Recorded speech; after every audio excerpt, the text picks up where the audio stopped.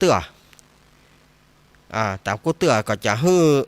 น้ำมนต์ก็ถ้ารายการเมื่อคืนหลานบัตตามาท่านแต่วันนี้เป็นวันพิเศษกรณีพิเศษ อาตมาจะสืบชะตาให้ญาติโยมภายที่ประสงค์จะเอาน้ำมนต์ก็เกียมน้ำไว้เนอะเกียมน้ำไว้ที่ข้างหน้าปัดวิทยุเอาใส่ภาชนะให้ดีนะจะไปเอาภาชนะที่มันคว่ำง่ายเอาใส่จอกก็บ่ได้นะมันคว่ำกับวิทยุเปียหมดเนอะ วันนี้ก็เฮาก็ได้อาราธนานิมนต์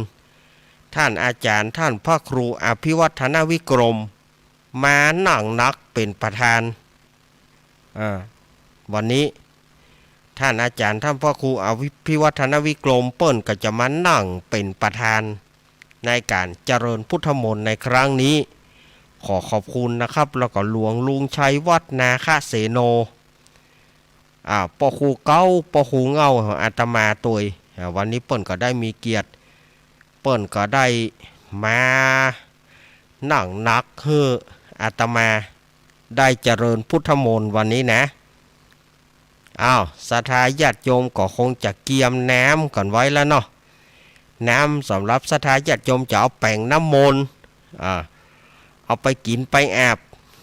น้อมเจริญปอนอาตมาจะมนน้ำทางอากาศเนี่ยนะอาตมาจะมนน้ำทางอากาศเนี่ยคือกับศรัทธาญาติโยมอาตมาเสียดายโซนใต้เหมือนกัน เสียดายเอาไว้โอกาสหน้าเนอะมีโอกาสว่างเมื่อใดที่อาตมาได้ที่สถานีห้วยตองซักเปิดโอกาสช่วงไหนเดี๋ยวอาตมาจะมนน้ำเฮื่อมกำหนึ่งจะเจริญพุทธมนต์เฮื่อมกำหนึ่งเนาะสำหรับโซนใต้นะนี้เอาโซนทั่วไปก่อนพอเมื่อแรงนี้อาตมาก็บ่สามารถจะจัดได้เพราะว่างานที่วัดมีสถานญาติโยมงานที่วัดมันมีก็จะได้ไปเจริญพุทธมนต์เหมือนกันจะได้ไปเจริญพุทธมนต์ร่วมกับศรัทธาแล้วก็ท่าสวดมนต์ข้ามปีนะมันเสียดายเหมือนกันวันนี้เอาไว้โอกาสหน้าเนาะสำหรับศรัทธาญาติโยมที่ทางโซนใต้นะเอาไว้โอกาสหน้าอาตมาได้มีโอกาสนี่อาตมาจะมาสวดมนต์เฮื่อมกรรมเอาวันนี้ศรัทธาญาติโยมเอาโซนเหนือเฮาก่อนหรือว่าท่านที่ฟังทางอินเทอร์เน็ตฟังทางเว็บฟังทาง YouTube วันนี้ฮับน้ำมนต์ไปก่อนเนอะศรัทธาญาติโยมที่จะมาเจริญพุทธมนต์ด้วยกันเอาเข้ามาได้เข้ามาในซุ้มจะตาเพะโยมที่มาจากกรุงเทพจะสืบโหราชะตาจะสืบชะตาโยมที่มาจากกรุงเทพนะถอดเกิบเพียเนอร์ถอดเกิบ ถอดเกิบเพียเนอร์ญาติโยมเนอถอดรองเท้าเนอถอดรองเท้าญาติโยมที่มาจากกรุงเทพเอาเชิญเลยให้เกียรติโยมจากกรุงเทพมาด้วยท่านที่จะมาท่องเที่ยวและอยากจะมาสืบชะตาด้วยนะเชิญศรัทธาญาติโยมศรัทธาญาติโยมเฮามาเลยเข้ามากันในนี่นักเข้ามาในนี่มันหลมไปอยู่เข้ามายัดกันในเพะเอาเข้ามาเดี๋ยวจะสวดมนต์แล้วกระลุบนั่งที่เรียบร้อยหาที่นั่งท่านที่เข้ามาในซุ้มบ่ได้ก็นั่งตั้งนอกแต่ว่านั่งบริเวณในศาลาเนี่ยนั่งในนี่แต่ว่านั่งนอกซุ้มเอาละบ่ท่านตั้งหลายมาพร้อมกันแล้วเนาะศรัทธาญาติโยมก็เกียมน้ำเรียบร้อยแล้วเนาะเกี่ยวมาเนอะห้ามไปปัดใส่มันนะปัดใส่มันก็คั่วมาเนอะมันได้สักน้อยเนอะ ต้อนรับปีใหม่2568ของขวัญปีใหม่ที่อาตมามอบเพื่อศรัทธาญาติโยมเนอะ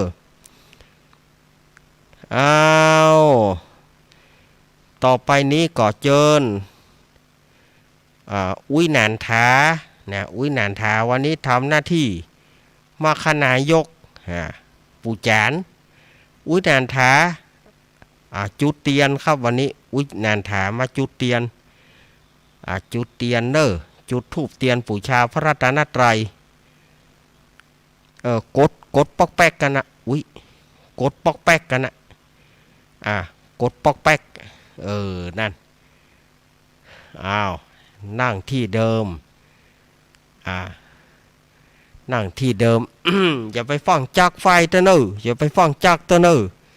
ถ้าสวดมนต์แล้วก็จักนะสวดมนต์แล้วก็จักสวดมนต์แล้วก็จักเน้นดูเขาตัวเนอเน้นเนอลูกเน้นดูเขาตัวลูกเน้นดูเขาตัวดูศรัทธาญาติโยมตัวจะไปหื้อตื้อเตื่อไฟน่ะมันมาถึงเวลาเตื่อเอาศรัทธาญาติโยมต่อไปก็เอามาไหว้พระอย่างก่อนเนาะแล้วก็จะได้ขึ้นสักเคแล้วก็จะได้เจริญพุทธมนต์เนอศรัทธาญาติโยมก็ยังไปหาน้ำกันตอนอยู่นะไปเอาน้ำมาให้เรียบร้อยเนอกราบหนึ่งกราบสองกราบสามอรหังสัมมาสัมพุทโธภะคะวาพุทธังภะคะวันตังอภิวาเตมิกราบสวากขาโตภะคะวะตาธัมโมธัมมังนะมัสสามิกราบสุปฏิปันโน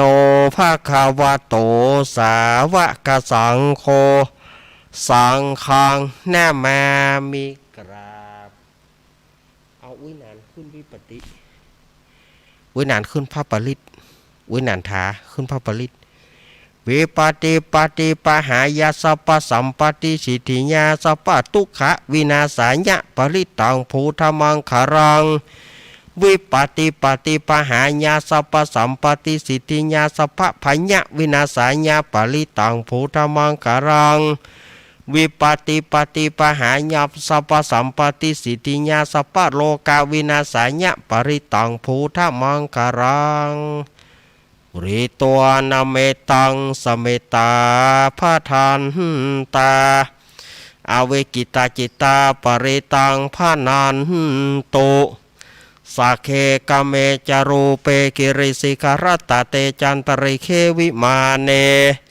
ทีเปราเทจักเมตารุวนาคหาเนเคหะวัตุมหิเคเตภูมาจยันตุเทวชรธรวิสเมยขะคันทัพพนาคาติทันตาสันติเกยังมุนิวรวจนังสาทโวเมสุนันโตธรรมสวนาการโรอายัมพะทันตาธรรมสวนาการโรอายัมพะทันตาธรรมสวนาการโรอายัมพะทันตาศรัทธาญาติโยมจีเตียนแล้วก็จีเตียนกันเรียบร้อยแล้วเนาะต่อไปพระสงฆ์องค์เจ้าจะเจริญพุทธมนต์ศรัทธาญาติโยมก็นั่งพนมมือเงียบๆเนอะเงียบๆไปเสียงดังกันเนอะนะโมตัสสะภะคะวะโตอะระหะโตสัมมาสัมพุทธัสสะนะโมตัสสะภะคะวะโตอะระหะโตสัมมาสัมพุทธัสสะนะโมตัสสะภะคะวะโตอะระหะโตสัมมาสัมพุทธัสสะพุทธังสารนังกัจฉามิธัมมังสารนังกัจฉามิสังฆังสารนังกัจฉามิทุติยัมปิพุทธังสารนังกัจฉามิทุติยัมปิธัมมังสารนังกัจฉามิทุติยัมปิสังฆังสารนังกัจฉามิตติยัมปิพุทธังสารนังกัจฉามิตติยัมปิธัมมังสารนังกัจฉามิตติยัมปิสังฆังสารนังกัจฉามินะโมเมสัพพพุทธานังตัวติงสาวาระกโนตันหังกาโรมหาวีโรเมตังกาโรมหายาโสสารนังกาโรโรกาหิโตทิปังกาโรชุตินทาโรโกนทันโยชานาปะโมโคมังกาโลปุริสาสโพสุมาโนสุมาโนทีโรเรวโต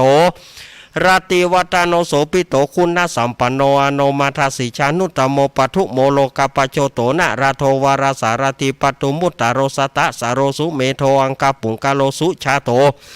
สัพพโรกโกปิยัตสีนาราสโพอาทัตสีการุณิโกธรรมทัสสีตามโนโทสิทัตโทอาสโมโรเกติโสจาวารตังวารปุโสจาวารโทพุทโธวิปัสสิจานุปโม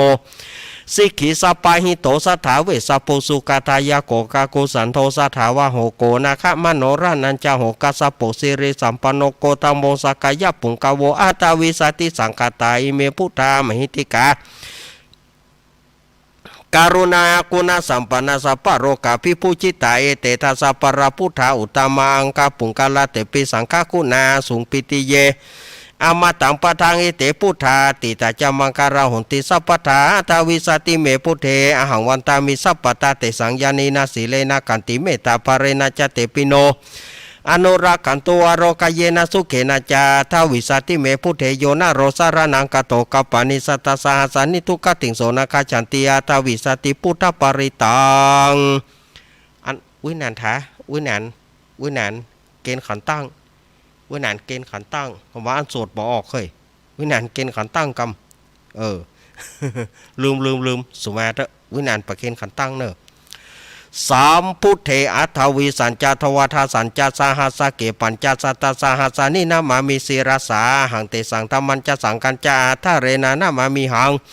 นามการานุภาเวนะหันตัวสเปอุปัฏฐเวเนกาอันตรายปีวินาสันตุอาเสสะโตสามพุทเทปัญจปัญญาสัญจจตุวิสติสหัสเกทัสสตสหัสานินามามิศิรสาหังเตสัง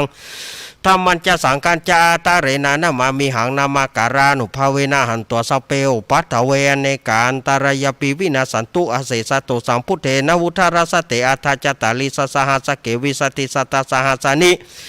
นามามิศิรสาหังเตสังธรรมันจะสังกัญจาทาเรนานามามิหังนามการานุภาเวนะหันตัวสเปอุปัฏฐเวเนกาอันตรายปีวินาสันตุอาเสสะโต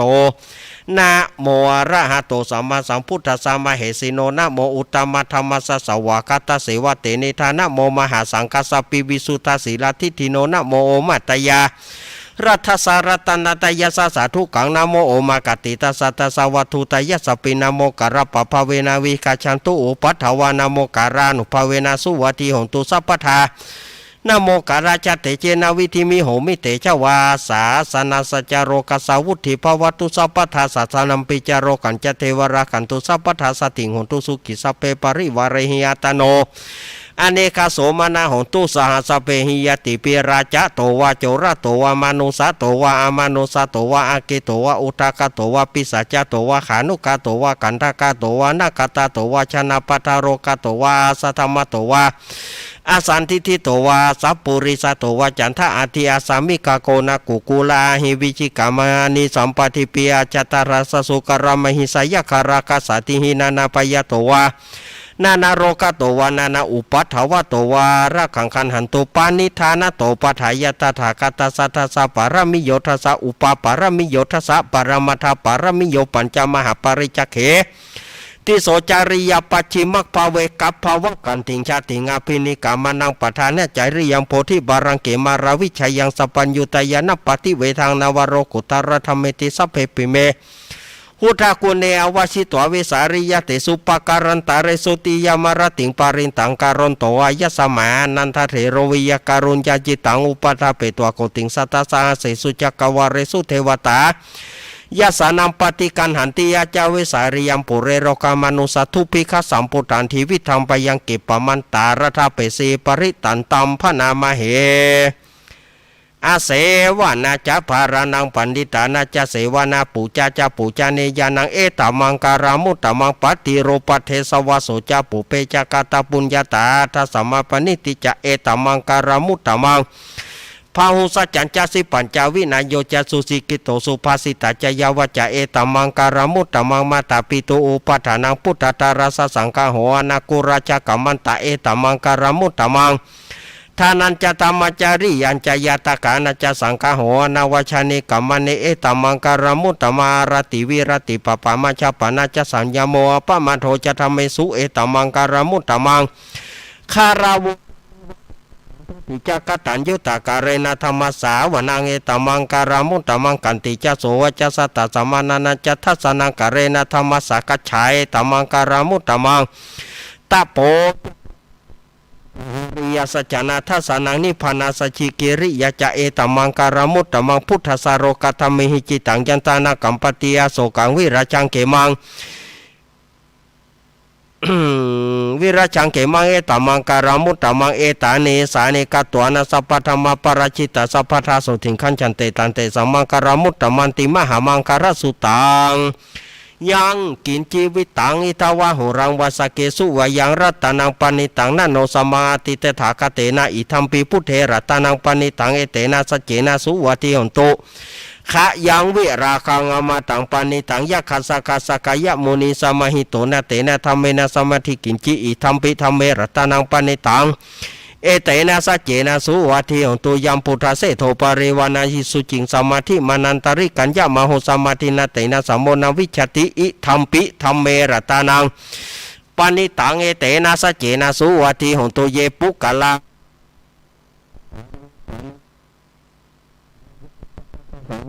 เตสุทินานิมหปะ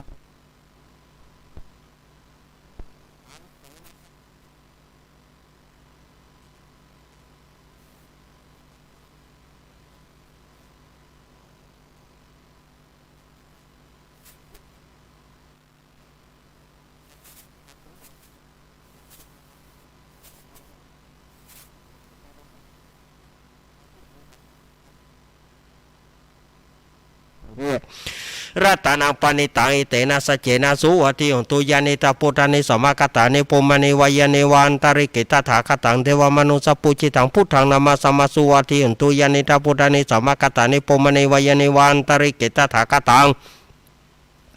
เทวมนุสปุจิตังธรรมังนามาสมาสุวัติหนโตยานิตาปุตานิสมากตานิปุมณีวายานิวันตริกิตถาคตังเทวมนุสปุจิตังสังฆังนามาสมาสุวัติหนโตรัตนสุตังเมตันจัสปารกสมิงมนาสัมภาวเยปริมาณังอุทังอโรจเตริยัญจาสัมปตังเวรังสัพพตังทิฏฐันจารังนิสิโนวาสยานวะวิหารายินธรรมโหติตินจานุปกรรมศิรวัฏสเนนะสัมปันโนกเมสุวินยักเกทังนาหิจตุกปัสสยังปุณเรเตติการณิยเมตสุตังอปมโนพุทโธอปมโนธรรมโมอปมโนสังโฆปมนาวันตานิสิริสัพพานิอหิวิจิกัสสถาปฏิอุณานาภิสารภูมุจิกา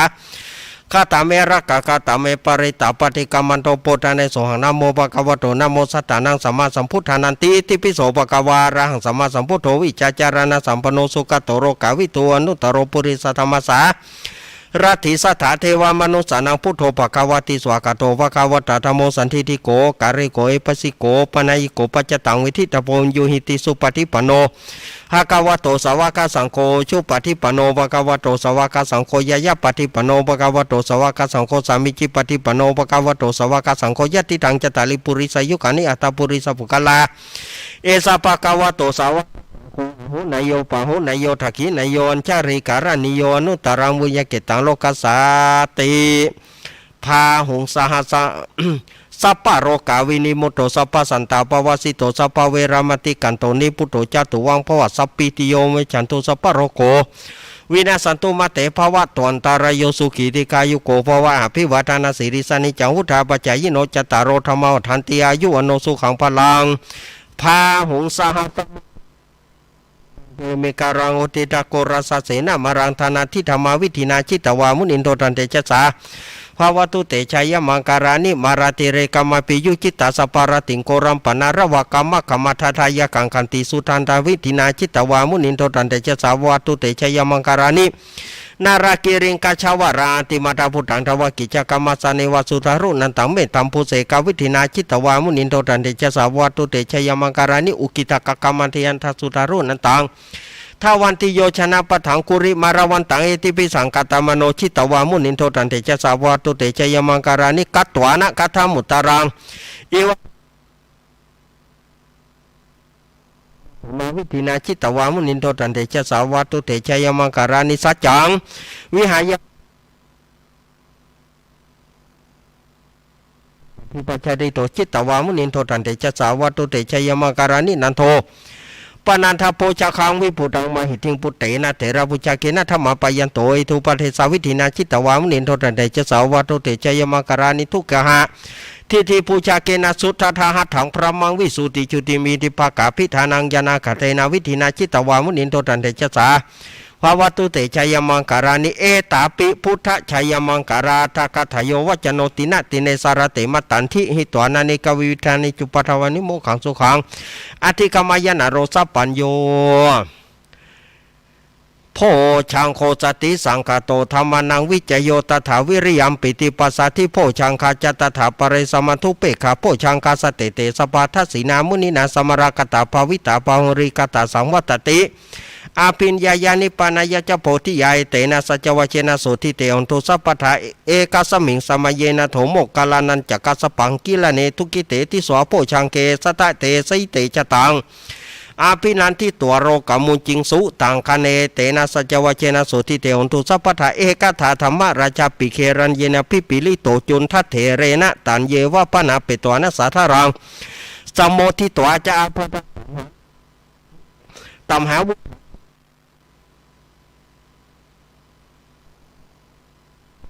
ปินานัมปิมเหสีนังมหาหัตกิเลสวะปตานุปาติธรรมตังเอเตนะ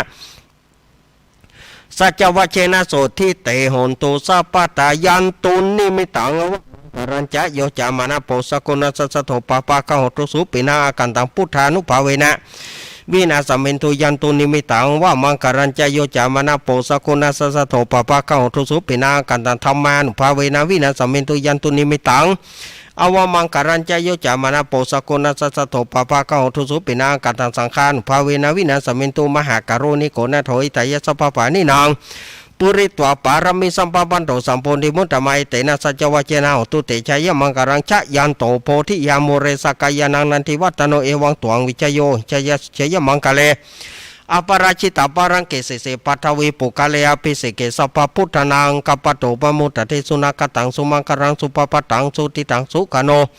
สุโมโตจะสุยิทังพระมจาริสุบรักกินากายกรรมวจกรรมังบรักกินางบรักกินางมโนกรรมังปณิทิเตบรักกินาปทักกินาเนกัตวานารพันตเถปทักกิเนโสอัทราโทสุขิโตวิรุณโหพุทธศาสเนโรโคสุขิโตหิสานสเปยติพิสาธารธาสุขิตาวิรุณหาพุทธศาสเนโรกาสุขิตาหิสานสเปยติพิเตอัตราธาสุขิตาวิรุณหาพุทธศาสเนโรกาสุขิตาทัสสานสเปยติวินัตถิเมสารนานยังพุทโธเมสารนาวไรเตนะสัจวเชนะตุเตชัยมังคารังนัตถิเมสารนายังธรรมโมเมสารนาวไรเตนะสัจวเชนะตุเตชัยมังคารังนัตถิเมสารนายังสังโฆเมสารนาวไรเตนะสัจวเชนะตุเตชัยมังคารังยังกินจิรัตนาโลเกวิชติวิวิตาบุโรรัตนาพุทธสมังนาทิทัสมาโสถิงภวันตุเตยังกินจิรัตนาโลเกวิชติวิวิตาบุโรรัตนาธรรมสมังนาทิทัสมาโสถิงภวันตุเตยังกินจิรัตนาโลเกวิชติวิวิตาบุโรรัตนาสังฆาสมังนาทิทัสมาโสถิงภวันตุเตโอมติปะสหมังสาบดาบเทียนก้าวัดวาลูกเป็นเปียวไฟสลีกันใจกูเทียนนี้ปราบเมืองผีมากูดาวบ่ฮู้เกี้ยเจนเต้าปราบกินมา107ภาษากูก็ปราบได้ใต้ปืนฟ้าเหนือหน้าแผ่นดินเกาหลีนกูก็เป็นน้ำเก้ากลางกูก็มาเป็นแม่น้ำใหญ่กูจะออกไปท่วมหัวพี่ตายปลายลิ้นกูก็เป็นดาบเทียนก้าใต้ปืนฟ้ากลัวบอกกอสังอมสัพพโตมังสวหายอมเป็ดจะรำแผ่นดินดำไหวว่าสายตาผีขาดกับหนีละคนดีกูเอาไว้นี่อย่าได้เอาไปตัวหมู่สู่ต้านตั้งผีมารและผีเข็นตั้งผียักษ์ผีเย็นอย่ามาไกลผียักษ์ไร้จงหนีไปปันผีกุมพันและผีให้อันเตียวต้องพายจงรีบหนีไปอมสัมปโตมังสวหายสาธุสาธุสาธุพระปัญญาปารมี30ทัสสาธุสาธุพระปัญญาปารมีวัดแวดล้อมวิริยะปารมีอ้อมระวังดีศีลปารมีบางหอกดาบเมตตาปารมีผ่าแปะตั้งปืนตาหน้าปารมีฮือเป็นปืนตั้งต่ออุเบกขาปารมีฮือก่อเป็นเวียงสัจจะปารมีแวดระวังดีเป็นไม้ใต้กันตีปารมีกายเป็นหอกดาบบางนาไม้และปืนไฟอธิฐานาปารมีพันดาบไปทุกแห่งแข็งแรงประฟุ้งหมู่มานผีสางภายเพจตุกตะวิปบติปังไปนี้นางธรณีอัศจรรย์โสเสมือนพันโยคางน้ำแม่นาตีหนองกวางต่อกวางแตกตีฟองนาน้องนานอกกลายเป็นเขาตอกดอกไม้ถวายปู่จาพระเกี้ยวแก่นไทยสตันพระพุทธทางเลยจงมาพายโพดอนุญาตโพดโทษโพดปูคาแต่ดีลี แม่ธรณีออกมารีดผมอยู่ที่ข้างต้าจางให้ขายสะจังงาซับดินพ่นน้ำนาตีลงพันภายคอภายหักตบเต้าพญามารร้องเอาปูนกัวย่อมือขึ้นทูลหัวใส่เกาว่าผู้ข้านี้ชื่อว่าลูกศิษย์พระพุทธเจ้าตนมีบุญสมปานันมากนักพระพุทธเจ้าจริงจัดตั้งปัญญาป่าเรามีไว้เก้าจันตั้งไว้ตั้งหน้าก็ได้เก้าจันตั้งไว้ตั้งหลังก็ได้เก้าจันตั้งแต่หัวถึงตีนก็ได้เก้าจันตั้งแต่ตีนถึงหัวก็ได้เก้าจันแสนว่าแม้นว่าลูกปืนนั้นมันจะมาเสมอเหมือนฝนแสนหาก็บ่อาจจักมาไกลใดข้าพระเจ้าเลยได้ปากันว่าโอมพุทธกุณังโอมธรรมะกุณังโอมสังฆกุณังโอมพุทธอินตาโอมธรรมะอินตาโอมสังฆอินตาอาสาแม่ธรณีผู้อยู่เหนือแนมผู้อยู่กำแผ่นดินกลางค่ายใดระลึกกึศถึงคุณพระปิตาคุณพระมารดาคุณครูบาอาจารย์และคุณพระเกี่ยวเจ้าทั้งสามประการคุณพระพุทธคุณพระธรรมคุณพระสงฆ์คุณแดดคุณฝนกุลน้ำกุลลมกุลดินกุลไฟกุลกุศรัตก็ดีกุลพระตนพระวนาก็ดีกุลนางอุทราก็ดีกุลพระปัญเจกับพุทธเจ้าก็ดีกุลแม่ธรณีก็ดีกุลเจ้าแม่กวนอิมบรมโพธิสัตว์ก็ดีจงมารักษามูลราชสถานีวิทยุที่ท่านรับฟังอยู่จู้ผู้จู้คนนั่นจงจักมีเตียงแต่ดีหลีจิมแต่เตอโอมพุทโธพุทธังรักษาโอมธรรมโมธรรมังรักษาโอมสังโฆสังฆรักษาโอมพุทโธพุทธังอรหังโอมธรรมโมธรรมังอรหังโอมสังโฆสังฆังอรหังโอมพุทโธพุทธังกันหะโอมธรรมโมธรรมังกันหะโอมสังโฆสังฆังกันหะอายุวโนสุขังปะลัง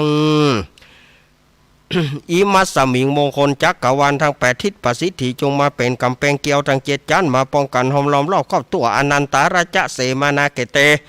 สมันตาสตโยจนะสัสตาสหัสานิพุทธจาระปริเกเตระขันตุสุระขันตุอิมัสสมิงมงคลจักกรวาลทั้ง8ทิศประสิทธิจงมาเป็นกำแพงเกี่ยวทั้ง7จัน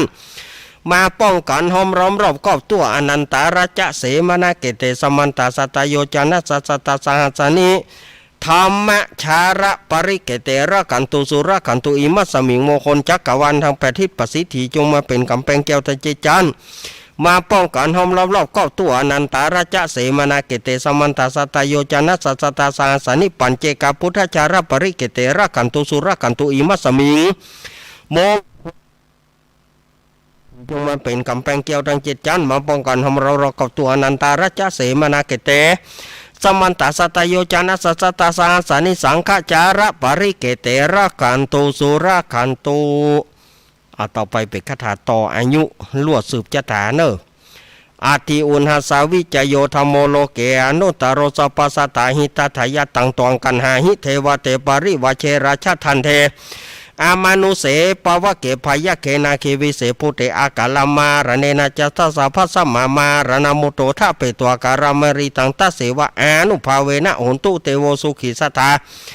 สุทัสสีลังสมาทายะธรรมังสุจาริถังจเลตเสวะอานุภาเวนะโหนตุเตโวสุขิสัทธาลิกิตังกินจิตังปูจังตารนังวัจจนังกรงปเรสังเทสนังสุตวะ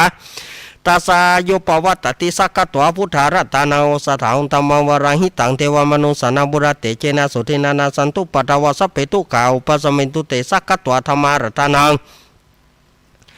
โอสถางตัมมังวรังปริราหุปัสมานารมเตเจนะสุทินานาสันตุปัทวสัพเพปยาอุปสมินตุเตสักกตัวสังขารัตนังโอสถางตัมมังวราหุนอายังปะหุนอายังสังฆเตเจนะสุทินานาสันตุปัทวสัพเพโรกาอุปสมินตุเตอินทชาตาเทวชาตาพรหมชาตามหาพรหมชาตาอิสีชาตามหาอิสีชาตามุนีชาตามหามุนีชาตาปุริสชาตามหาปุริสชาตาจักรวติชาตามหาจักรวติชาตาพุทธชาตาปัจเจกพุทธชาตาระหันตชาตาสัพพสิทธิวิจาตารนังชาตาสัพพโรกจาริยานังชาตาสัพพโรกทิปติยานังชาตาเตนะสัจวะเชนตุยหังสุอธิอุนตุตุยหังสวหายานะโมพุทธัสสะนะโมธรรมสานะโมสังฆัสสะสัญญทิทังโหรูสวหายาอินทชาตาเทวชาตาพรหมชาตามหาพรหมชาตาอิสีชาตามหาอิสีชาตามุนีชาตามหามุนีชาตาปุริสชาตามหาปุริสชาตาจักรวติชาตามหาจักรวติชาตาพุทธชาตาปัจเจกพุทธชาตาอรหันตชาตาสัพพทิวิชาตารนังชาตาสัพพโรกจาริยานังชาตาสัพพโรกทิปติยานังชาตา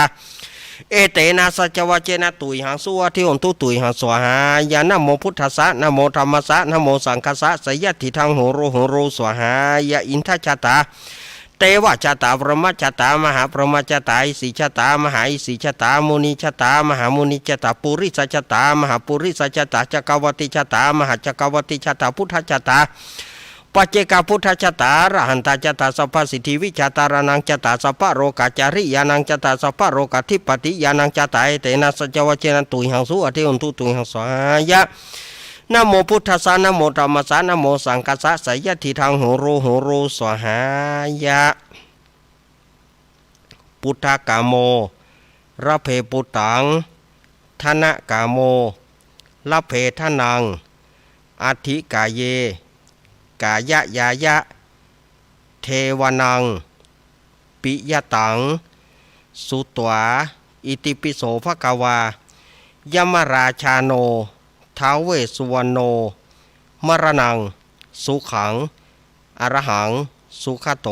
นะโมพุทธายะสายาสนากาตาพุทธาเชตัวมารังสาวาหานังจตุสัจจังสัพพังราสังเยปิวิงสุนาราสพัตันหังการาทโยพุทธาตาวิสตินายกาสัพเปปฏิทิตาไมหังมาทาเกเตมุนิสารสิเสปฏิทิโตไมหังพุทโธธรรมโมทวิโรจเนสังโฆปฏิทิโตไมหังอุเรสภกุณากโรอัทเยเมอนุรุโธสาริบุโต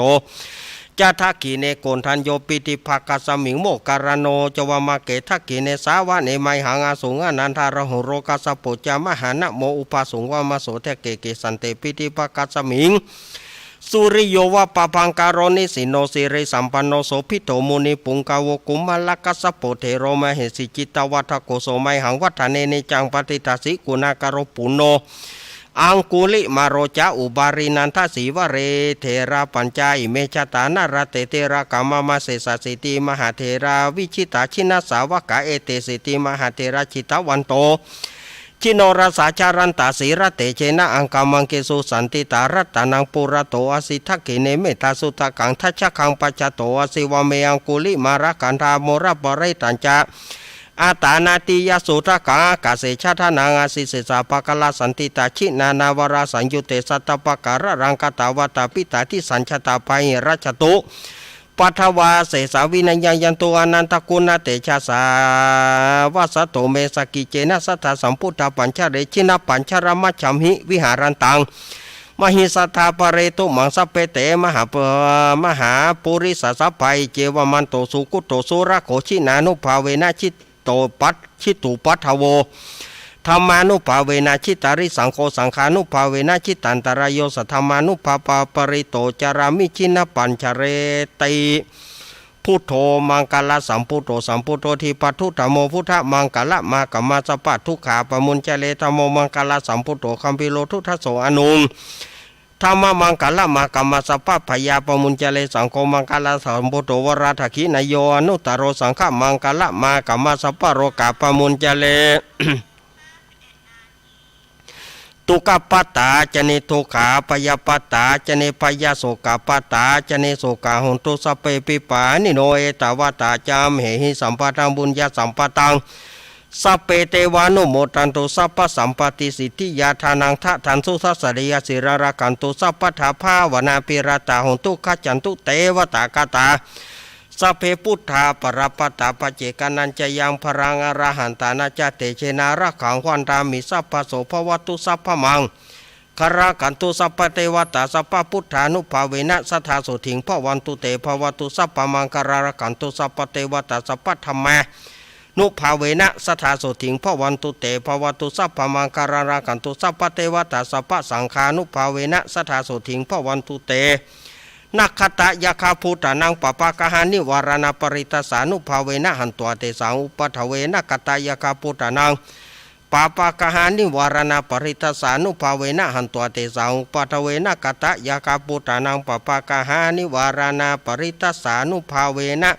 หันตัวเตสังอุปัฏฐเวอาโรกายาปารมาราภาสันทุถีปารมังทานังวิสาสังปารมายตินิปานังปารมังสุขั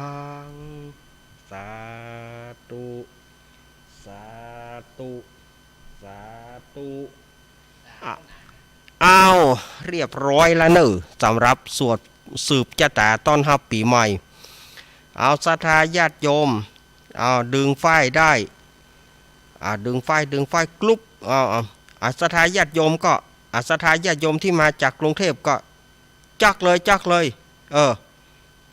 ศรัทธาที่มาจากกรุงเทพจักไฟมันตืด อะไรเป็นตืด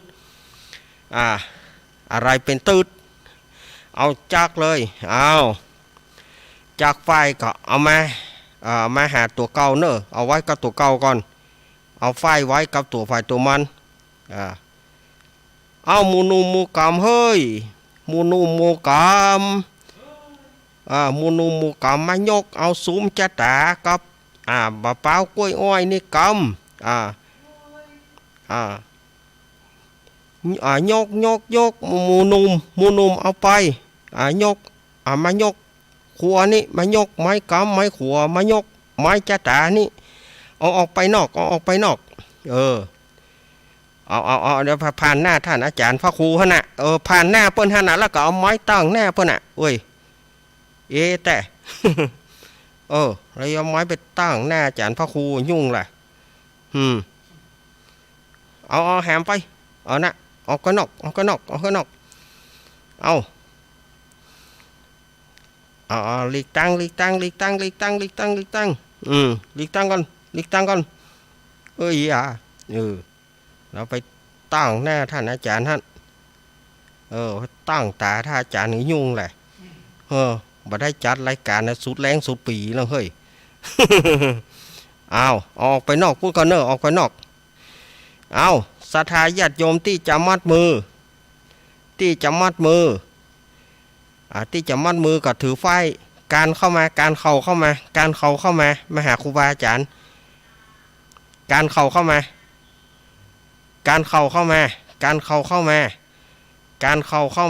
เอาเดี๋ยวเนาะเดี๋ยวการเข้ามาแล้วก็ไปหาครูบาอาจารย์ค่อยท่านอยู่กับครูบาอาจารย์ตนใดก็เอาเฮือถ้าใช่อาจารย์ตนนั้นเดี๋ยวเนาะอาตมาพักยกกันเดียวก่อนเวลามันหมดกะเดียวก็มามัดมือกะเดียวศรัทธาญาติโยมท่าอยู่นี่นะท่าอยู่นี่ไปไหนเตื้อเดี๋ยวอาตมาพักยกกันเดียวก่อนขอเจริญพร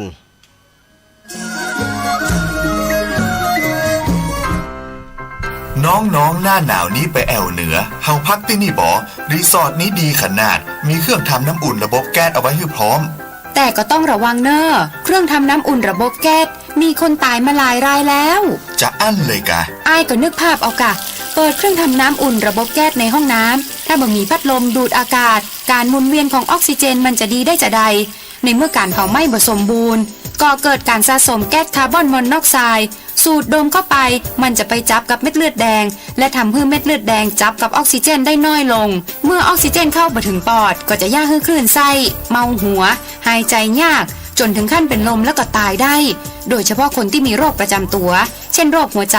โรคเลือดจางหอบหืดถุงลมโป่งพองโรคความดันโลหิตสูงซึ่งจะมีโอกาสสูงกว่าคนอื่นน่ากลัวขนาดเนาะมันก็บ่ถึงขนาดนั้นถ้าหารู้วิธีคือถ้าอาบน้ำด้วยเครื่องทำน้ำอุ่นระบบแก๊สบอดี้อาบเกิน10 นาทีจะต้องเปิดพัดลมระบายอากาศหรือให้อากาศถ่ายเทได้ดีอันนี้ก็จะช่วยได้นักถ้าหมู่เฮาแค่หูข้อมูลเพิ่มเติมโทรสอบถามได้ที่กลุ่มสื่อสารความเสี่ยงและพัฒนาพฤติกรรมสุขภาพสำนักงานป้องกันควบคุมโรคที่1เชียงใหม่053-140-774-6หรือสายด่วน1422จนเครียดกินเหล้าจนเครียดกินเหล้าจนเครียดกินเหล้าจนเครียดกินเหล้าจนเครียดกินเหล้าจนเครียดกินเหล้าก็เลยยิ่งก็เลิกสิเหล้าจนเลิกเหล้าเลิกจนเริ่มต้นเข้าพรรษานี้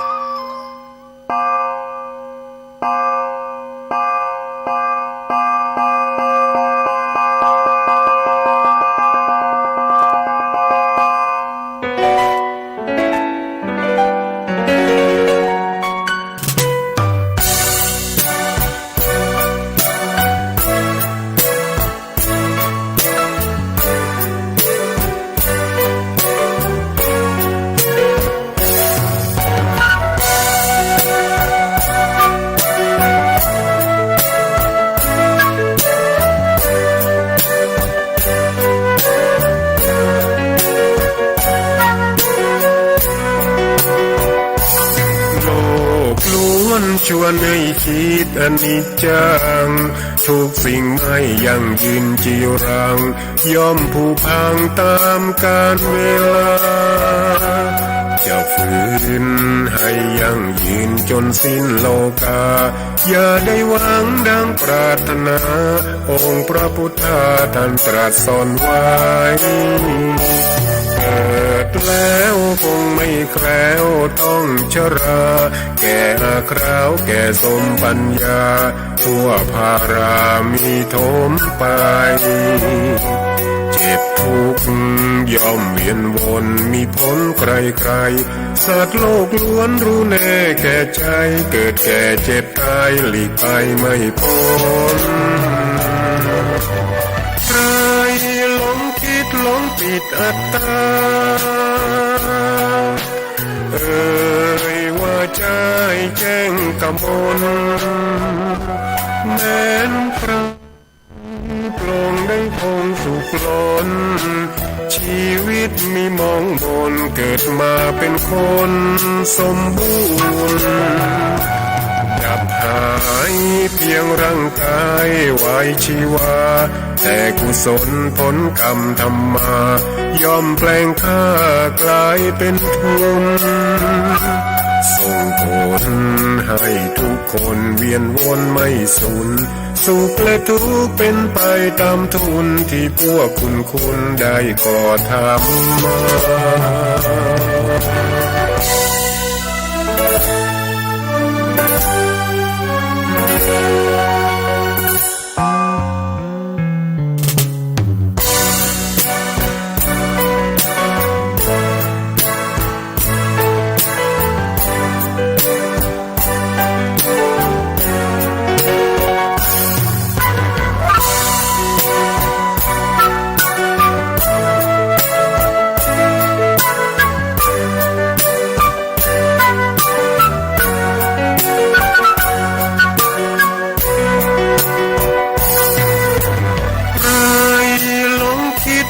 ปิดอัตตา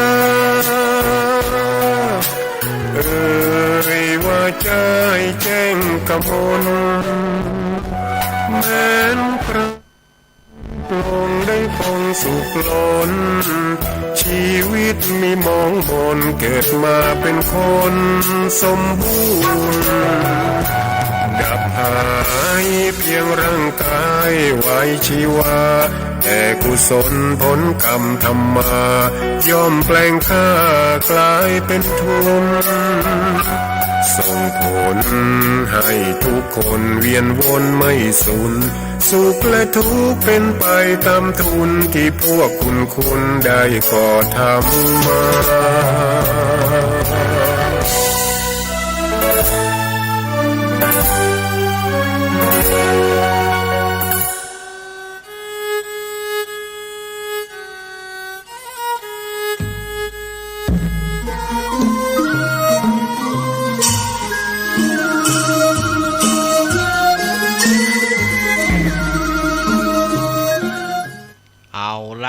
ศรัทธาญาติโยมสาธุชนทั้งหลาย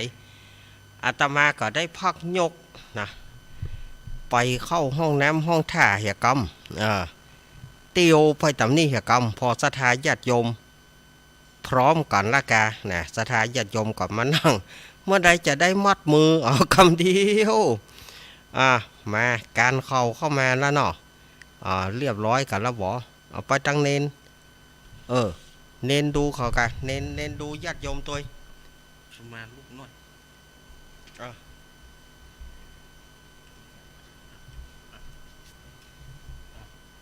เน้นก็ดูญาติโยมตัวกันเน้นเขาไปทางเน้นเอาไฟไปทางเน้นตัวเหลือแห้งกับป้อแหนมอดพ่องป้อน้อยป้อแหนที่อยู่ทางนี้แหนมอดมือหื้อละอ่อนมอดมือหื้อญาติโยมเนอะณ บัดนี้เก้ากับผมขอกราบอาราธนานิมนต์ท่านอาจารย์ท่านพระครูอภิวัฒนวิกรมได้เจริญพุทธมนต์มัดมือให้กับศรัทธาญาติโยมเนอะขอกราบอาราธนานิมนต์ครับ พุทโธมังกาลาสัมปุโตสัมปุโตทีปัทุตตโมพุทธมังกาละมากัมมาสปะทุกขาปมุญจเลธัมโมมังกาลาสัมปุโต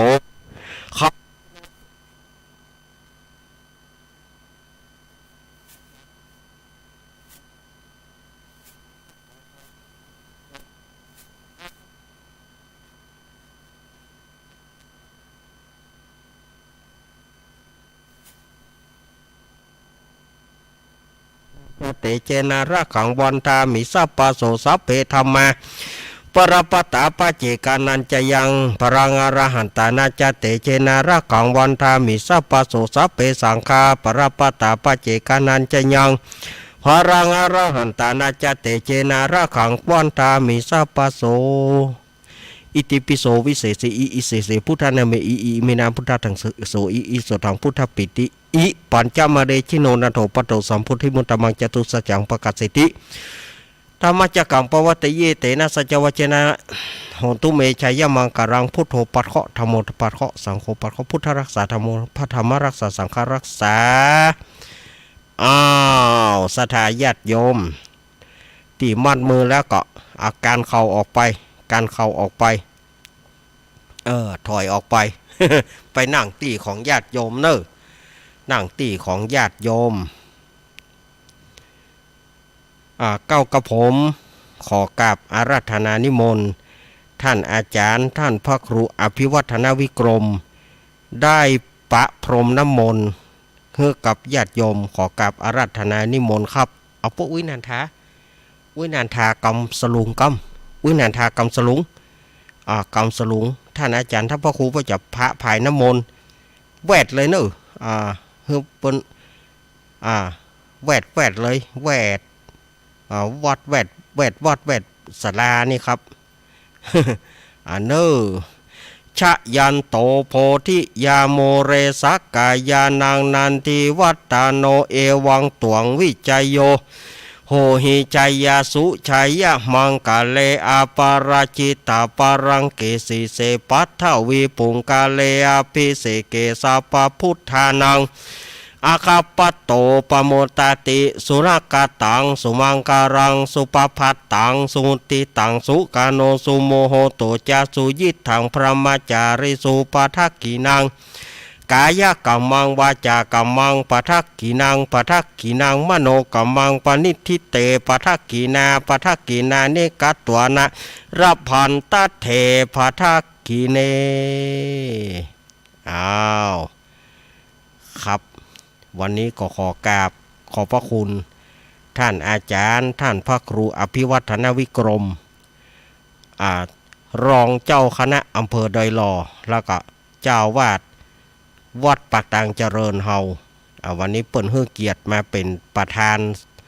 มานั่งนักเป็นประธานสงฆ์ในการเจริญพุทธมนต์ในวันปีใหม่นี้ขอบพระคุณนะครับ ศรัทธาญาติโยมที่จะมาประเคนจตุปัจจัยไทยธรรมแด่พระภิกษุสงฆ์สามเณรในวันนี้ก็ขอตัวแทนของสถานีทุกสถานีเนาะที่ฟังรายการในวันนี้เช่นว่าตัวแทนแห่ง 104.50 เมกะเฮิรตซ์ปีพิสมัยสุริโยดรแล้วก็ขอตัวแทนเนาะวันนี้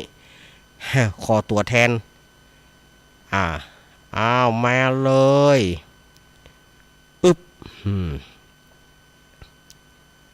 ตัวแทนของสถานีแต่ละสถานีเนาะวันนี้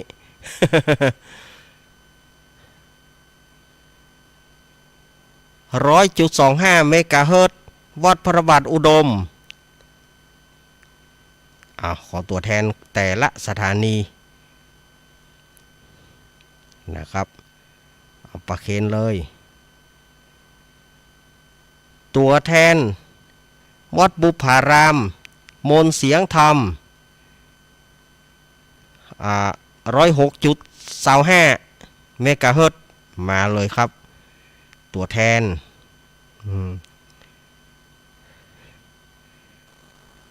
ตัวแทนห้วยตองซักเรดิโอ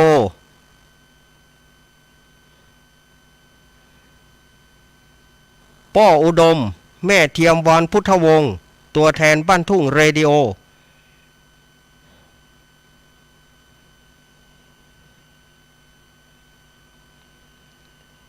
ตัวแทนวัดศรีปันเงินตัวแทนแม่วางเรดิโอตัวแทนบ้านแป้นเรดิโอตัวแทนวิทยาลัยสงฆ์นครลำปางวัดบุญยวาสวิหารตัวแทนแต่ละสถานีเนอะ เอาละสถาต่อไปก็เป็นการประเคนของสถาญาติโยมที่ได้มาที่มีรายชื่อรายนามที่ญาติโยมกล่อมรายชื่อรายนามนั่นน่ะเอาได้ก่อนโลนก่ะถ้าโลนก็ลงลุ่มเนอะโลนก็ลงลุ่มประเคนแล้วบ่ต้องจับประเคนแล้วบ่ก็จ้างมันบ่ต้องจับถ้าไปจับก็ได้ประเคนใหม่นะถ้าว่าประเคนแล้วจะไปจับไหมประเคนแล้วก็แล้วเอาละต่อไปนี้ศรัทธาญาติโยมก็แน่ฮับปอนเนอแน่ฮับปอนตัวการก่อนที่จะฮับปอนก็ขอเมตตาสงบจิตสงบใจกำเดียวเนาะสงบจิตสงบใจเพียงกำเดียววิทยุจะเงียบไปเนอญาติโยม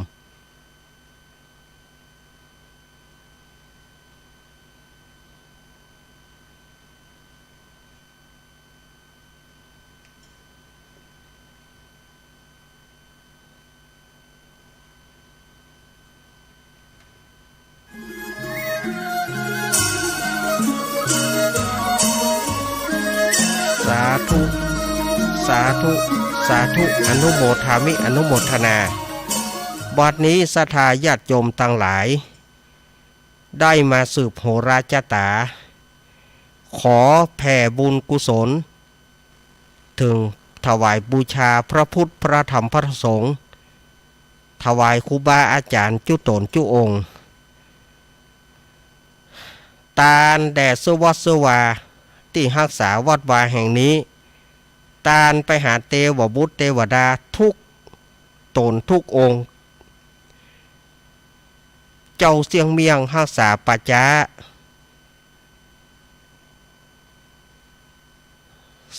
ป้อบ้านเสื้อบ้านเสื้อเมืองเฮาผีตั้งหลายเปรตตั้งหลายยักษ์ตั้งหลายนาคตั้งหลายเทวดาตั้งหลายผู้ที่ริเริ่มสร้างวัดสร้างวาแห่งนี้ป้อล่ามป้ออาจารย์วายาวัจกรเก่าที่เคยได้สร้างวัดสร้างวาแห่งนี้ก็ขอให้ได้มารับผลบุญกุศลผีเปรตตั้งหลายอสุรกายตั้งหลายที่บ่มีไผกินไผตานเฮ้อและแผ่ไปเป็นอัปปมโนแผ่ไปถึงผีถึงสัตว์ตั้งหลายเจ้ากรรมนายเวรป้อเกิดไม่เกิดตั้งหลายขอให้ท่านได้รับส่วนบุญส่วนกุศลนี้ท่านจงอนุโมทนาบุญแก่เฮาเมื่อเฮาได้แผ่บุญกุศลแล้วขอให้ท่านเตรียมอนุโมทนาเมื่อท่านได้รับได้กินได้บริโภคแล้วก็จงอนุโมทนาสาธุกับหมู่เฮาตั้งหลายขอให้ท่านที่ได้พ้นจากทุกข์ท่านที่ได้ทุกข์ก็ขอให้พ้นจากทุกข์ท่านที่ได้สุขก็ขอสุขยิ่งขึ้นไปด้วยเถิดสาธุศรัทธาญาติโยมกรวดน้ำเนอยะถาวาริวหาปุราปริปุเรนติสาครังเอวะเมวะอิโตทินังเปตานังอุปคปติอิชิตังปฏิตังตุมหังคิปะเมวะสมิสันตุ สัพเพปุเรนตุสังกปาจันโทปนารโสยถามณีโชติรโสยถาภวะสปปีติโยมิวัชันตุสัพพะโรโกวินาสตุมาเตภวะตวันตารโยสุขีติกายุโกภวะอภิวาทานาสีริสานิจังวุธาปจายิโนจตารโรธรรมาวัฏันติอายุวโนสุขังพระลังสาธุสาธุสาธุเอาต่อไปวันแผ่เมตตาเนาะแผ่เมตตาวันนี้เอาฉบับเชียงใหม่ดีกว่าเนาะฉบับแผ่เมตตาฉบับเชียงใหม่ดีกว่าสถาญาติโยมเปิ้นจะได้แผ่เมตตาตัว อิตังตานากัมมังนิปานาปัจจโยโหนตุโนนิจังอิตังศีลากัมมังนิปานาปัจจโยโหนตุโนนิจังอิตังภาวนากัมมังนิปานาปัจจโยโหนตุโนนิจังยังกินจีกุสัลลังกัตตะปังกัมมังสัพเปหิกะเตหิกะตังปุญญังโนอานุโม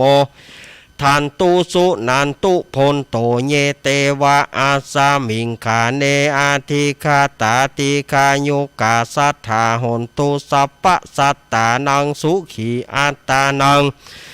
ปาริหารันตุมาตาปิตาสุขิตาหนตุทุกขาปามุจจันตุสัพเพญาติกาสุขิตาหนตุทุกขาปามุจจันตุสัพเพอัญญาติกา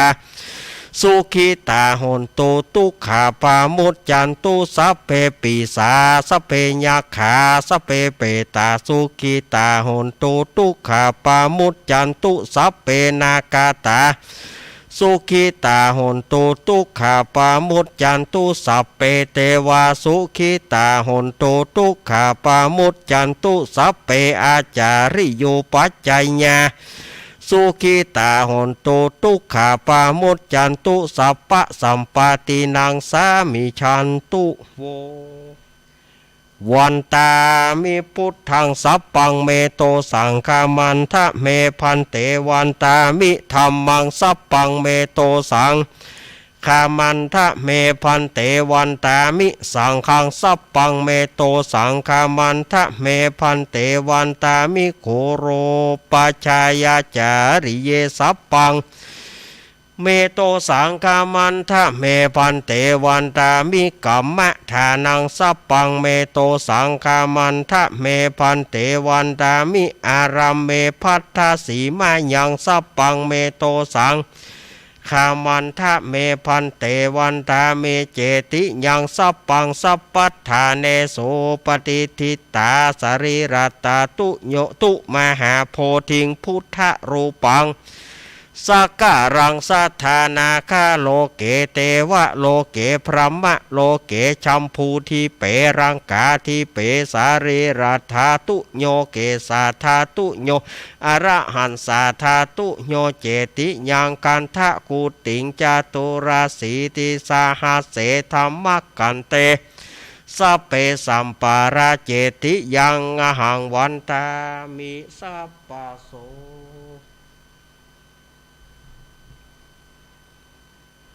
ศรัทธาญาติโยมต่อไปหันหน้ามาทางท่านพระครูอภิวัฒนวิกรมเนอสาธุสาธุสาธุวันตามิพันเตสาปังอาปะราทังกามันทะเมพันเตมยากาตังปุญญังสามินาอนุโมทิตาปังสามินากตังปุญญังไมหังตาตาปังสาธุสาธุอนุโมตามิสาธุสาธุสาธุอ้าวเป็นว่าสืบชะตาเรียบร้อยเนอะศรัทธาญาติโยม สืบชะตาเรียบร้อยท่านอาจารย์ยังบอกตั้งแต่แรกอีแม่จะได้เกียมน้ำมนต์ก็มันกึดจ่ายได้ว่าวันนี้เฮาบ่ต้องเตะทำมาบ่เป็นรายการสกุปพิเศษไปก็เลยมาสืบชะตาให้ญาติโยมเนาะในขณะนี้ศรัทธาญาติโยมก็กำลังรับฟังรายการ สารธรรมยามบ่ายยามแรงช่วงธรรมะเพื่อชุมชนทางสถานีวิทยุมวลชนคลื่นสีขาวเพื่อชาวประชาโดยมีอาตมาภาพสามเณรรักปัญโยนันท์เป็นผู้ดำเนินรายการเมื่อวันอังคารที่แล้วอาตมาได้อู้กับศรัทธาญาติโยมว่าวันนี้จะเอาเพลงเพชร จะเอาเพลงเพชรมาโต้กันวันนี้แต่ก่อนอื่นมันก็ต้องเล่นเป็นบทละครก่อนนะจะเอาเขาอยู่ๆเขาจะเปิดเพลงกับบาใจการของเขาแต่มันจะต้องมีเล่นละครเป็นเพลงนี่มันเพชรต่อว่าต่อขานกันพิษกันคือบาดากันทั้งสองท่านสองนักร้องผู้ยิ่งใหญ่นี่นะบาได้ด่ากันด้วยตัวแต่ใจเพลงด่ากัน งงก็ป้ากันก็ถือว่าบักกินเส้นกันกินเกาเหลากันบักกินเส้นแต่กินเกาเหลากันแล้วแต่ว่าท่านต้องสองเนี่ยใจเพลงด่ากัน ใจเพลงประหัตประหารกันด่ากันเอาแบบเพชรต่อเพชรสถาญาติโยมเอาก็ได้จะเล่นให้ฟัง ข้อจริงมันบัดเสี่ยงนะข้อจริงมันมีด้วยกันประมาณ6เพลงแต่ว่าเปิ้นโหลดถึงอาตมา4เพลงมันยังบอกครบเซตนะข้อจริงมันมีเพลงยุด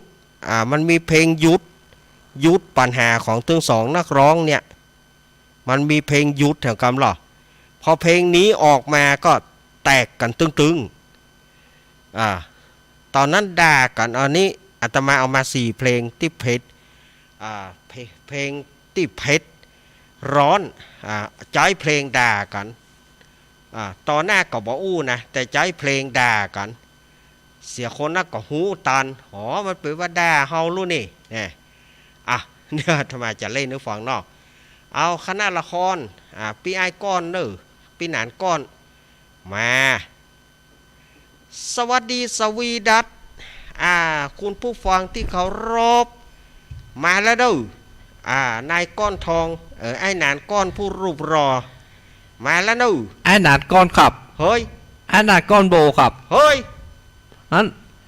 ป้อไอ้โบมาก่อขอบวันนี้นะมาวันนี้มาว่าจะมาสวัสดีปีใหม่เหรอมาคนเท่าป้อจะมาคนเท่าจะเอาหัวมึง ได้ยินอยู่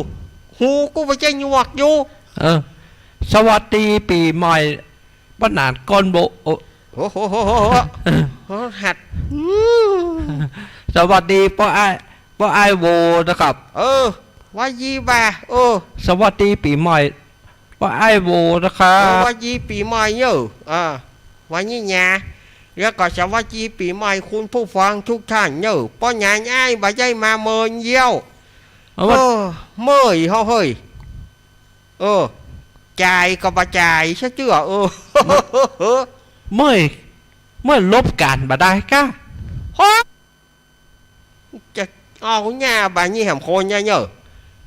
bà mì chang nhở bà เมื่อลบกันcông nhưจะไปเอามาให้กูจริงจริงอย่างนี้กูจะพัวมึงnhà เมื่อลบกันอย่ายกก็ยังกูบศรัทธาญาติโยมเฮ้ยคุณผู้ฟังวันนี้วันครับสวัสดีอาหนานก้อนตัวนะครับขอบคุณอาหนานก้อนโบตัวนะครับเอาคิงว่าอย่ากันเรื่องคิงตัวเว้ยฮะขี้ค้านจะต่อก่อนคิงนักครับสวัสดีอาหนานก้อนโบสวัสดีปีใหม่อาหนานก้อนโบนะครับวัดดีเปิ้นแฮมบ่เฮือด่าคนบ่ได้นะปีใหม่นี่นะอดเอาพุทโธพุทธังนะพุทโธครับต่อไปนี้ศรัทธาญาติโยมอาตมาจะเอาเพลงที่เพชร มาโต้กันวันนี้ไอ้ก้อนว่าใดอ้าวเพลงวันนี้เพชรแน่แต่มันบ่ครบนะแต่มันได้4เพลงที่เปิ้นเอามาฮื้อก็เลยเอา4เพลงเนี่ยนะมาโต้กันก็เรื่องเดิมเก่าเรื่องเดิมก็มีพายเนาะขออนุญาตแนมป้อชายเมืองสิงห์กับป้อพรหลวงพ่อพรพิรมนั่นนะผิดกันเรื่องอย่างบ่ฮู้ป้อชายก็ว่าหลวงป้อพรก็ต่อว่าหลวงป้อชายป้อชายเมืองสิงห์นี่นะมีการต่อว่าต่อขานกันใจเพลงด่ากันลูก เข้าใจด่ากันอย่างไรไอ้ก่อนเนาะก็ฟังพอกันแกเฮาก็บ่จ้างจะอธิบายนะบ่ฮู้ว่าไปพิษไปเถียงกันอย่างไรบ่ฮู้ระหว่างพรพิรมกับชายเมืองสิงห์ก็เลยใจเพลงด่ากันนี่โอ้โหใครได้ยินแต่ลุ้นแต่ลุ้นระทึกแน่เพลงนี้มีการด่ากันนะประมาณ 2,500 ปลายนี่นะเกิดแตกคอกันในวงดนตรีวงดนตรีจุฬารัตน์ของอีป้ออุ้ยมงคลอมตะกุลป้ออุ้ยมงคลนี่ถือได้ว่าเป็นหัวหน้าวงแต่ว่านักร้องในวงเมื่อก่อนก็ดีอยู่แต่เผอิญว่าชายเมืองสิงห์กับพรพิรมเนี่ยไปพิษกันอย่างได้บ่ฮู้ทำให้พรพิรมเนี่ยเริ่มด่าถ้าจะพาดพิงไปถึงครูมงคลตัวไม่ปานอ่านก่อนพาดพิงไปถึงครูมงคลว่า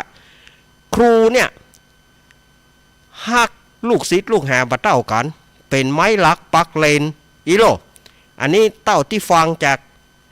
เนื้อความมาว่าเพลงนี้มันมีการพิษกันมาแล้วก็ลามไปถึงครูมีการด่าครูก็เลยต่อว่าไม้ลักปักเลนหักลำเอียงอันนี้นะเพลงแรกตัวนี้นะเพลงแรกตัวนี้นะไม้ลักปักเลนเนอะ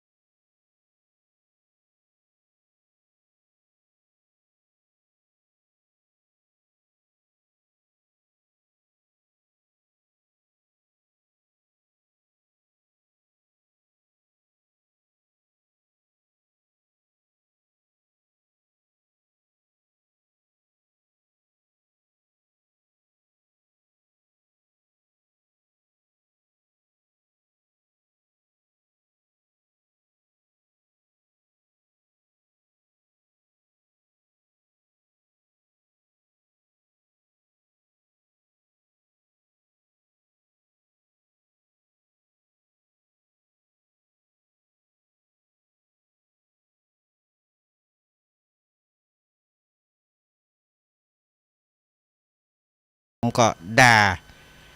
าถ้าจะประเล็ดถึงครูตัวทีนี้ชายเมืองสิงห์ก็ลูกมาโหพรโหอันเล่นด่าถึงครูบาอาจารย์กันนี่ฮะ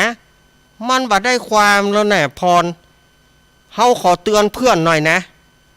เพื่อนใครเกินไปแล้วเนอะโอ้แต่ก่อนบ่มีชื่อบ่มีเสียงเนี่ยก็มีไผก็ครูเนี่ยเก็บมาเลี้ยงพอได้ดีแล้วเนี่ยกับว่าต่อขานครูต่อว่าผู้มีพระคุณระวังเนอะบาปนะตัวเป็นนักธรรมะแต่อย่างอันนะชายเมืองสิงห์ก็ต่อว่าบาเดียวเนี่ยเมื่อก่อนนี่ตัวเกาะไม้บาเดียวนี่พอได้ดีแล้วเคลียไม้ขว้างเจ้ากลายเป็นหมอดกัดไม้นี่นะเฮาขอเตือนไว้นะพรเนอะจะไปเป็นหมอดกัดไม้ก็แล้วกัน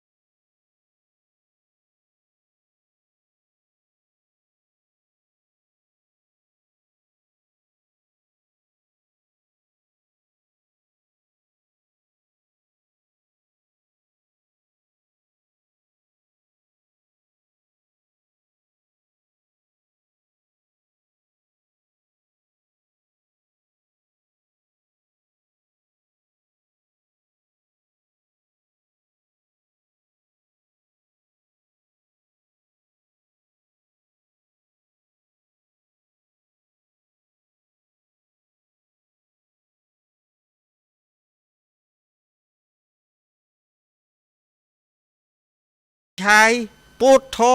คิงมาว่าฮะเป็นเปื้อนนี่กะฮะโอ้แต่จะมาเตือนบ่ต้องเตือนไอ้หรอกน้องไอ้นี่มันหูก็แล้วกันสู่อยู่เนี่ยมีก็โคนคุยสู่มีก็แมงกำปุงตัวบะเล่นมาจักใหญ่แน่จะกินสู่ย้อนสู่บ่หูไอ้นี่มันหูยิ่งกว่าหูหรอกเขาหาแต่งเพลงด่าว่าให้ไอ้ขิงว่าดาวลืมฟ้าไอ้บ่ได้ลืม แต่ฟ้าเอาดาวไปขายเฮ้อฟ้าเอาดาวไปขายบ่ต้องมาเตือนไอ้คนอย่างไอ้หูไอ้เลยหนีบาดเดียวนี้ไอ้มาสร้างเป็นดาวเดียวเนี่ยสู่หาว่าไอ้ขี้ขาดตาขาวไอ้เป็นนักธรรมะจื่อเหม็นมันบ่ใช่ดาวกระเด็นอย่างไอ้อ่ะบ่ใช่ดาวเหลือเดนเฮ้อจะอู้หยังขอฮึกกึดพ่องลิ้นเหยลิ้นนรกยากระดกดาฟังไอ้ก่อนชายน้องรักฟังไอ้ก่อนแล้วจะหู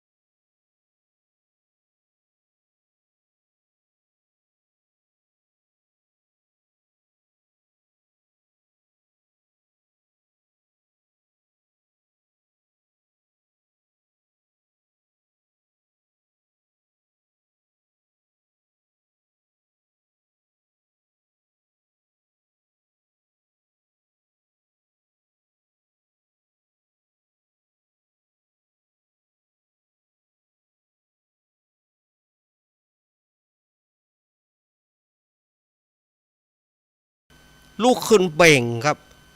อื้ออื้อเป็นอย่างน่ะปู่พรมันถือว่าดาวเดียวมันบ่ใจดาวเดียวละมันเป็นดาวหางเพลงดาวลืมฟ้าเปิ้มบ่ใจว่าให้มันแต่งกินปูนห้อนตองเป็นนักธรรมะบ่พิจารณาบัดเดี๋ยวนี้แต่งมาเป็นดาวเดียวมันบ่ใจดาวเดียวครับมันเป็นดาวหางมันงอกแล้วครับงอกละหรือว่าขี้สดอ่ะ ขี้สดอ่ะโอ้เบ่งเกินเนอะโพ่เขาเนี่ยยุ่ง ขอบอกนะปู่พรนะมันเป็นดาวหางมันกำลังจะออกละเอาเบ่งแถมคนเนี่ยละคุณอย่างนี้เปิงไผ่บ่ต้องการนะเอาเบ่งเข้าไปเบ่ง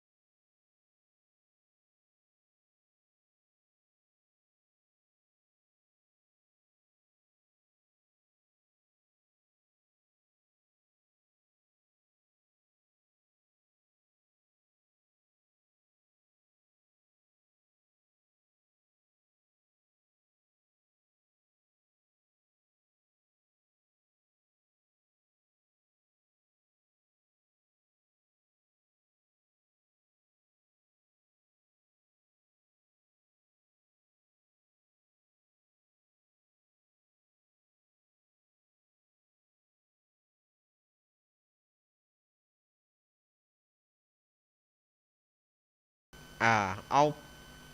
ถือว่านักร้องสองคนเนี่ยบัถูกกันแล้วก็อยู่วงเดียวกันแล้วก็เอาท้องเพลงด่ากัน ท้องเพลงด่ากันด่ากันไปด่ากันมาโดยที่มีเพลงไม้ลักปักเลนที่หลวงพ่อพรพิรมได้ฮ้องไว้แล้วก็พาดพิงไปถึงผู้มีอุปการะคุณก็คือครูมงคลอมตะยกุลทีนี้เมื่อผิดกับครูมงคลก็เอาเพลงเนี่ยไม้หลักปักเลนเนี่ยว่าเตือนผู้ใหญ่จะไปเนี่ยอย่างอั้นชายเมืองสิงห์ก็ลุกขึ้นมาพรเนี่ยอย่างอั้นก็เลยด่าด้วยเพลงหมอดกัดไม้พรพิรมก็ลุกขึ้นมาโหไปว่ากันย่านได้ใดเฮานี่เป็นดาวเดียวนะก็ต่อด่ากันแล้วก็ยังมีเพลงแห่งเพลงหนึ่งที่ด่าพรพิรมเนี่ยมีแห่งเพลงหนึ่งชื่อว่าดาวลืมฟ้าแต่ที่นี่มันบ่มีที่นี่มันบ่มีเลยบ่ได้เปิดดาวลืมฟ้าพอด่ากันเข้าเนี่ยชายเมืองสิงห์ก็แต่งเพลงนี้ขึ้นมาแห่งดาวหางดาวหางที่นี่จุดหยุดภายหลังมาสุชาติเทียนทองก็เลยแต่งเพลงให้กับพนมนพพรฮ้องอัดอั้นตันใจมีใจความว่าพี่น้องประฮักกันพี่น้องชิงดีชิงเด่นกันก็เมื่อทั้งสองได้ยินเพลงของพนมนพพรเนี่ยก็เลยหยุดทะเลาะกันแล้วก็แยกอยู่คนละวงมาอยู่กับวงครูมงคลอมตะยกุลนี่คือใจความของที่อาตมาตั้งใจว่าเอามาเล่นกันเพลงเพชรที่อาตมาว่าเพชรก็เพชรต่อเพชรนะ แต่มันเสียดายมันบอกครบเซตมันเนาะมันบอกครบเซตมันยังขาดดาวลืมฟ้ากับอัดอั้นตันใจเนี่ยแต่อัดอั้นตันใจอาตมามันมีแต่มันไปอยู่กับเพลงรวมบ่สามารถจะเปิดได้ถ้าถอดออกก็จะต้องเริ่มเพลงนั้นมันจะเริ่มใหม่ติ๊กๆแล้วกว่าที่มันจะไปถึงเพลงนั้นมันก็ไปที่ลำบากเนาะวันนี้ เอาเพลงเพชรมาเพชรโต้เพชรเล่นกันศรัทธาญาติโยมเล่นตัวก็อีแต่ถ้าเปิดประเดียวไทยตีกันเนาะบ่อ้ายโบ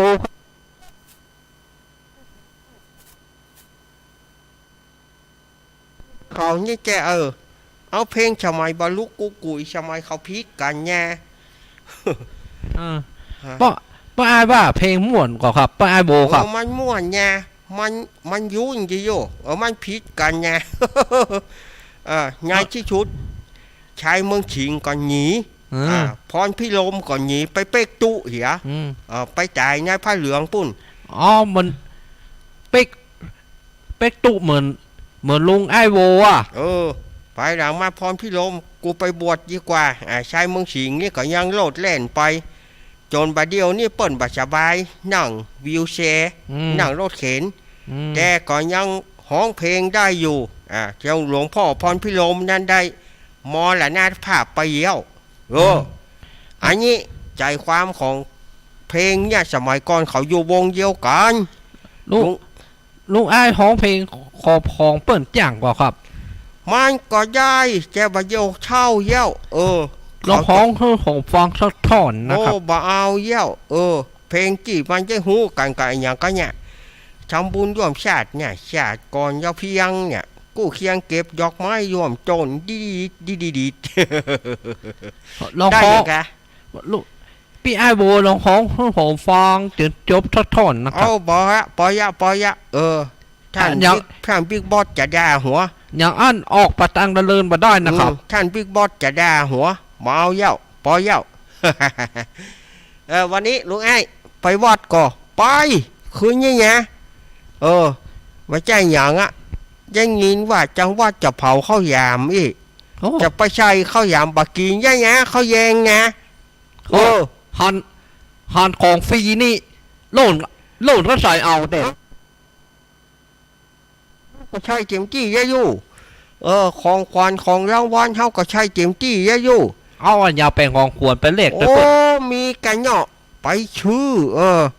บาจ้างยังหยังเอาที่มันได้ใจประโยชน์นะอันยังครับ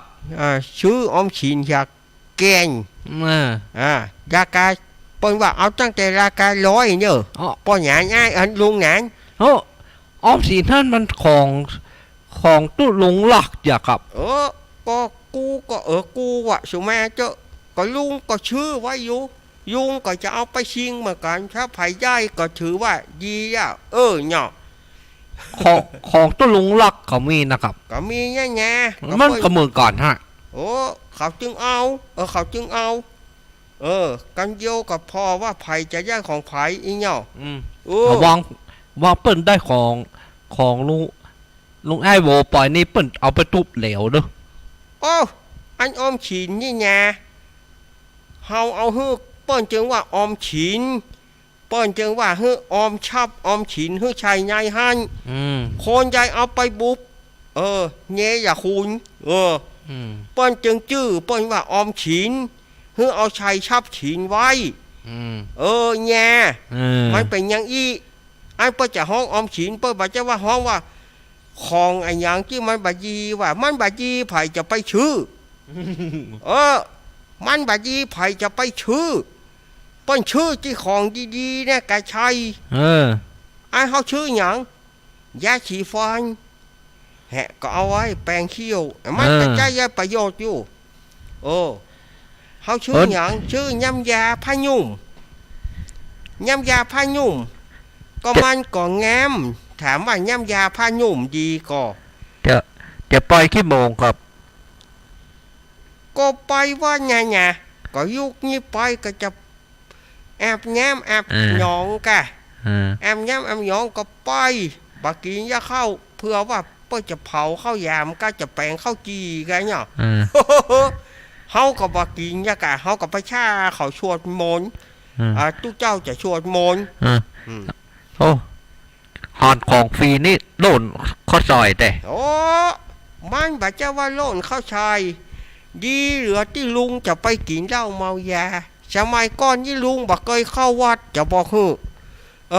ปุญญะที่ละอ่อนปุ้นเขาย่างจีนปุ้นเขาแปลงอย่างก็เขาแปลงหมูกระชะปุ้นบักกัดจึงบักปิก ว่องหน่าอ่อนซ้อมมาหูเรื่องนะเยี่ยวเช่าเยี่ยวบวชเฮียนก็บวชมาเยี่ยวปอยะเมื่อก่อนประกวดหน่าอ่อนซ้อมกันครับเฮาบ่จะไปกินเหล้าอยู่เขากินเหล้าเขาก็กินเหล้ายับเขาเมาเปียงไหนเขาก็ไหว้เฮาอีป้อเฮาอยากกินก็อายเฮาเปิ้นจะเฮาก็กินหมูกระชะเหียกินจิ้นจุ่มจิ้นเจิมเหียปกญานจะกินเหียคิดว่าปกทอก็เยอะอ่ะเยอะยุงลุงไอ้โวนี่แบบถ้าเบิดไปว่าจะลวดไปเป็ดโคศกช่วยเปิ้นกะไผ่จะเป็นบ่ฮู้เยอะอันอย่างโคโชกโคเช็กนะยุงบาดยากจะเป็นบ่เฮ้ยเพราะว่าถ้าเป็นไปก็เปิ้นมีห้านคือเปิ้นว่าไปก่อนถ้าว่าเปิ้นใหญ่ๆยุงจะไปแจมจุยวางไปลูกมอยของดิ้งระวังจัดการเด้อจะไปอยู่อย่างแหถ้าเปิ้นมีห้านก็เฮยินดีถ้าเปิ้นว่ายุงไอ้มานี่ยะเนาะยุงไอ้ก็ขอกำเยอะเฮาก็จะช่วยอยู่แหน่ระวังนะน้ำถ้าว่าเปิ้นมีห้านเปิ้นกาวอยู่ห้านเยอะๆก็เฮาจะไปยุ่งเปิ้นอย่างบ่ต้องไปยุ่งประกัวมัดดิ้งกะคนเฮาแหน่จะบอกคือแหน่จะบอกคือเชื้อก็มียายควายก็มีเขาแหมก็ไว้เฮาเต่าก็ไว้ไอ้กระดองมันจะจ้องเป็นอย่างอันคนเฮาบ่จะว่าอยู่ๆจะมา ตีกันโดยพละการ มันใช้ไม่ได้ เออ ตะกี้ย่ำแม่ผู้สืบชะตาโอ้เนาะมันมาบัดจานก็เลยว่ายอยู่จังนอกปูนว่ายอยู่นอกปูนเขาว่าเขาบอกเข้าไปอะว่ายอยู่นอกปูนดีกว่าเขาจะเข้ามามันก็เพื่อก็จะมันไปเวียกไปการเพื่อจะหลีกจางเฮ้ยยุงไอ้มาอย่างเงี้ย แล้วลุเปิ้นถามหาลุงอ้ายแต่แกลุงอ้ายโบมีน้อยเปิ้นมาสู่เพื่อตาตัวเปิ้นนะครับ แม่จะอยู่จังนอกปูนเนี่ยมานี่มาเนี่ยยอนจะอยู่จังนอกปูนมอก3 โมงตะกี้ในสู่เพื่อตานะ ก็ชุกเนี่ย เดี๋ยวอ้อนตัวก็มอก3 โมงนี่บ่ได้บุญแล้วครับ โอ้นี่อย่างจะบ่ย้ายไผว่าบ่ย้ายย้ายก็คืออยู่จังนอกนี้บ่จะว่าไปอยู่จังนอกอื่นนอกห้องนี่ได้ยินหมด อยู่นอกห้องก็จริงแต่ถ้ามาเข้าสู่ซุ้มวัตาตัวเปิ้นในได้บุญนอกมันเต็มมึงหันก็มันเต็มแล้วทีนี้ก็มันกีดก็มาพอเลี้ยวเหมือนกันแยกก็เลยบ่เข้าอีมาพอนี่มันเต็มหมดคนนั่งชุ่มนี่นั่นไอคอนโบครับเฮ้ยขอทำจักใจไอคอนโบจริงๆหน่อยนะครับยังมันห้ามไอคอนโบมาต้องบอกความจริงมาเปิ้นป้อง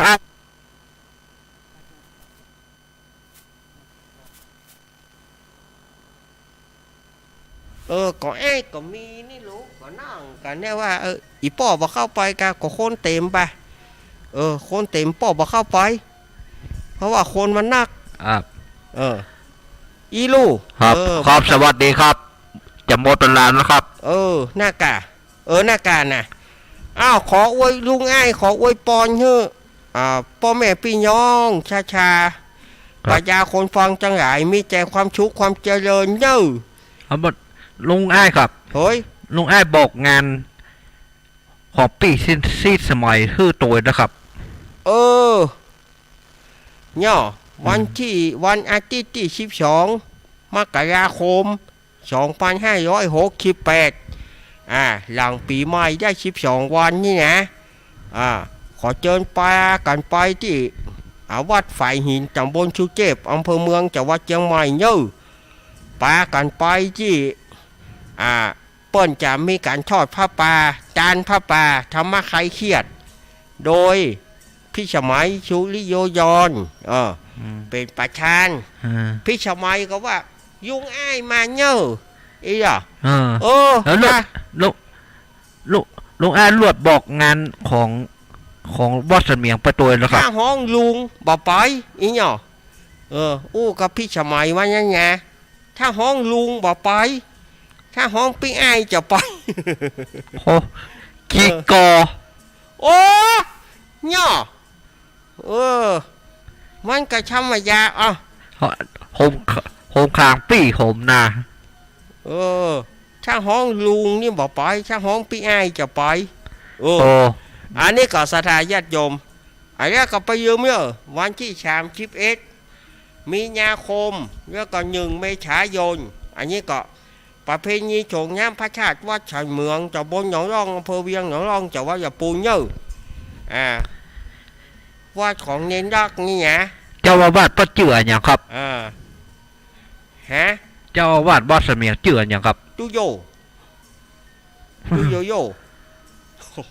น้ำสกูแต่น้ำแฝงเพื่อนครับน้ำสบอตเพื่อนได้บ้างวันนั้นเนี่ยมาหูเอาหูกับตุโยลุงไอ้เอาล่ะเนี่ยปล่อยไก่มาสดตอนสุดท้ายบ่พระอธิการอิทธิกรวิสุทธิศรีโลเนี่ยไม่ว่าประชุกบ่เฮ้ยระวังลุงไอ้ เฮ้ยว องเปิ้นเห็นหนึ่งเปิ้นบอกคือลุงไอ้เข้าวัดเด้อว่าเปิ้นจื้อเปิ้นเปิดถูกนะ โอ้ก็ถูกแล้วยอก็เฮาก็จึงฮู้จักกันแน่เอาเนอะเวลาหมดยาวเจ้าหน้าที่กวักมือยาวขจายไปปู่ไอ้มาอู้ยัก อ่ะชาเนี่ยโยมอยู่ดีมีชุกเหมือนกันเนอะสวัสดีครับจาตารโรธรรมาวัฏันติอายุวโนสุขังพระลัง ถ้าถอยอยากก็ปล่อยเห็นหนึ่งถ้าถอยอยากก็บรรทุกมาเจ้าถอยอยากก็มาใส่บาตรโดยศรัทธาประตังเริงมาได้เลยนะครับบรรทุกมาเจ้าเปิ้นเริ่ม